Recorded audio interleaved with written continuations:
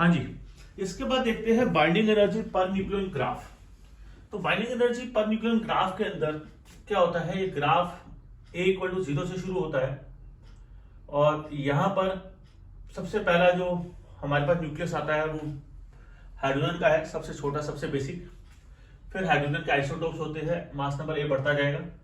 तो binding energy per nucleon इस तरीके से ग्राफ शो करता है। अब इस ग्राफ को समझते हैं।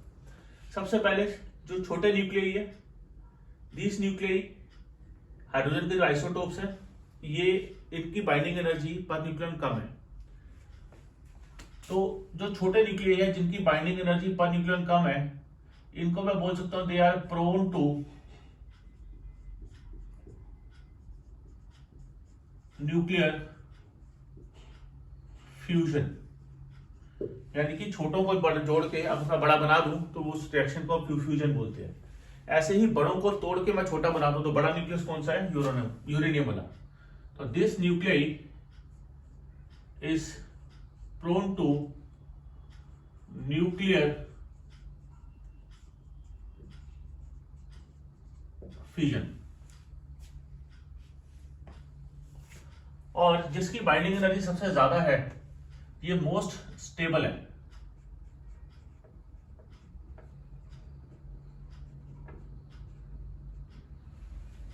This is most stable nuclei.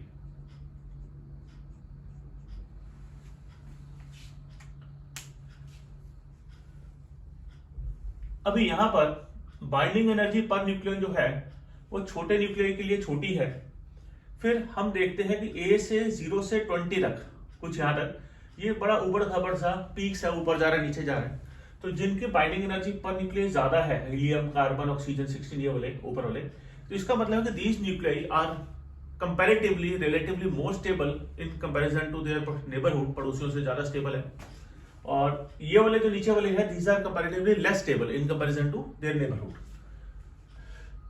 फिर हम देखते हैं 30 से 120 के बीच में there is a broad maxima, almost flat है। इस पूरे का एवरेज निकालोगे तो 8.5 mega electron volt per nucleon आता है, जिसमें सबसे ज्यादा आयरन स्टेबल है क्योंकि जिसका एटॉमिक न्यूक्लियस 56 है। यानी कि सबसे ज्यादा मेहनत आयरन के न्यूक्लियस को तोड़ने में आपको करनी पड़ेगी, सबसे ज्यादा एनर्जी उस केस में आपको देनी पड़ेगी। फिर उसके बाद 120 के बाद हम देखते हैं there is a gradual decrease, और डिक्रीज होते होते यूरेनियम 238 के लिए it is 7.6 mega electron volt per nucleon. तो ये 4 पॉइंट्स है, ग्राफ के साथ अपने लिखने ही लिखने हैं। इसको आराम से फ्रीज करके नोट करो, ये आपको याद होना चाहिए, बड़ा इंपॉर्टेंट क्वेश्चन है ये पूरा ग्राफ बनाना आता है। उसके बाद हम न्यूक्लियर फिजन और न्यूक्लियर फ्यूजन की थोड़ी सी अंडरस्टैंडिंग और समझते हैं ग्राफ के बेसिस पे, कि how the reaction of fission and fusion can be understood using this graph. पहले आप इसको नोट करो।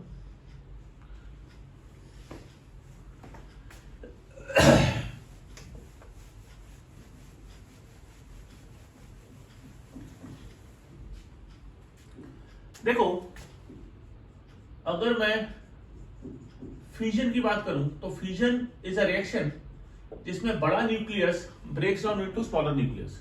तो सबसे पहले in this reaction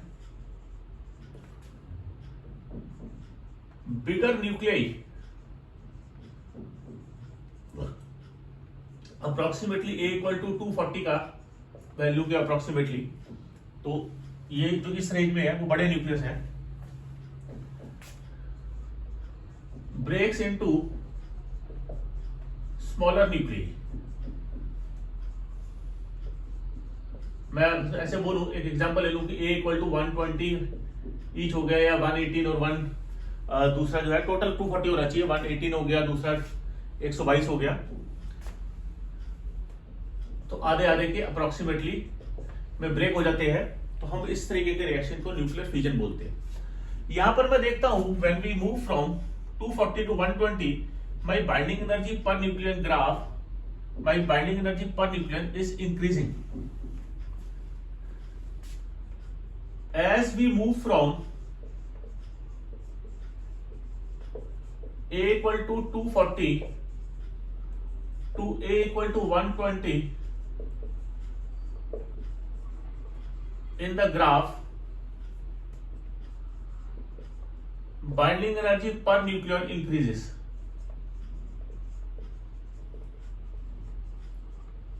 binding energy per nucleon increases, hence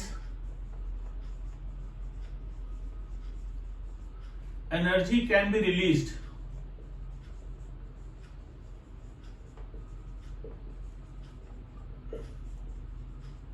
in this process. इसी तरीके से अगर मैं न्यूक्लियर फ्यूजन को एक्सप्लेन करना चाहूं तो फ्यूजन में क्या होता है, smaller nuclei combine to form a bigger nuclei. तो इसमें क्या कर सकते हैं कि as we move from hydrogen to helium, यहां से हम हाइड्रोजन से हीलियम की तरफ गए, we observe that binding energy per nucleon increases. Binding energy per nucleon इसमें भी बढ़ रही है, तो बाइंडिंग एनर्जी पर न्यूक्लियन इसमें इंक्रीज कर जाएगी, बढ़ती है। सो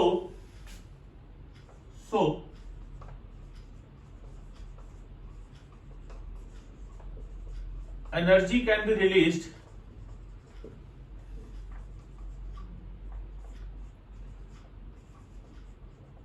इन दिस प्रोसेस। तो इसमें भी एनर्जी रिलीज हो सकती है जब यहां से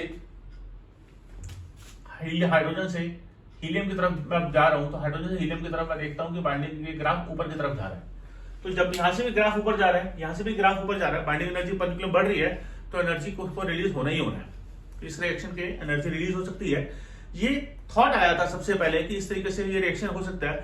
फ्यूजन और फ्यूजन के रिएक्शंस इसके बाद इस थॉट के बेसिस पे बाद में डेवलप किए गए। थॉट ही इस ग्राफ के थ्रू ही आया था कि ऐसा भी कुछ रिएक्शन हो सकता है जिसके अंदर we get enormous amount of energy.